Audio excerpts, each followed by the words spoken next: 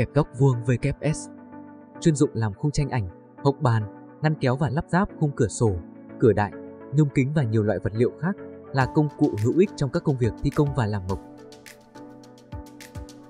Cần kẹp bàn mini như một phụ kiện chuyên dụng để gắn chắc chắn vào bàn. Được thiết kế đặc biệt để kẹp và giữ chặt các góc vuông 90 độ.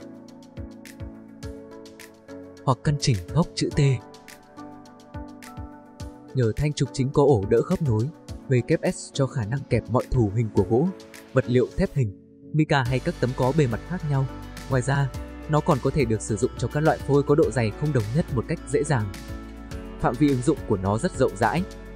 Dù bạn là một thợ mộc chuyên nghiệp hay một người làm DIY, cào góc vuông WS sẽ giúp bạn hoàn thành các dự án một cách nhanh chóng và chính xác.